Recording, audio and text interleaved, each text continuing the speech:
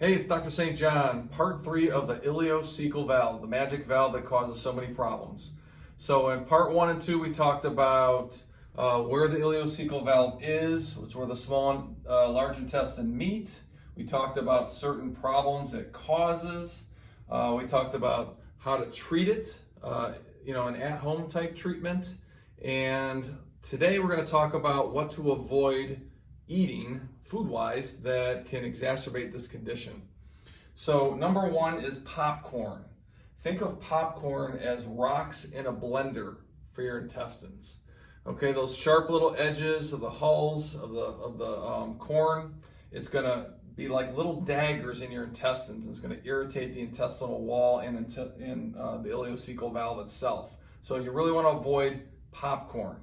I know people think, oh, it's a low-calorie food, it's a good snack, but it's very hard on the intestines, and also a lot of that corn is genetically modified in a lab, not a natural heirloom corn. So that's number 1. Number 2, for a short period of time, you're going to want to avoid fruit and raw veggies because that roughage is going to cause a lot of irritation in the gut lining as well. You're going to want to avoid nuts and spicy foods. And one other thing you can do is actually you can go to the right lower quadrant of your stomach and you can place a cold pack there for about 20 minutes, and that will help heal any irritation or inflammation in that area. So it's just over to the right of your belly button, about 1 inch or 2 down. Now, I want to give you a few examples of patients that have come in with this condition, and you wouldn't think by looking at them. I had one lady, she had been to the ER the night before because she had excruciating back pain. They did x-rays, they did MRIs, they did all these tests and couldn't find a thing, and they sent her home.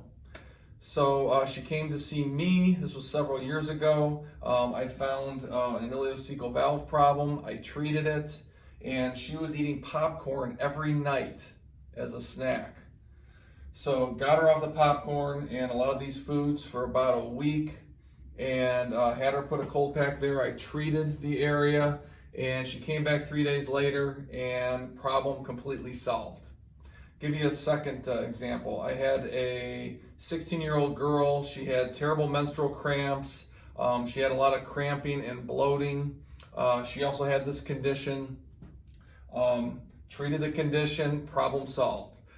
Can't tell you how many cases of back pain, chronic digestive issues, shoulder pain, neck pain, chronic headaches, actually ringing in the ears that I've helped, and the ileocecal valve was a major component. So if this interests you, you think you might have this condition, you can try some of these at-home procedures that I'm recommending. But if you really want a complete diagnosis and you want to come in, we can evaluate you at Chagrin Natural Health Clinic and see if we can help. All right, please share this. Take care.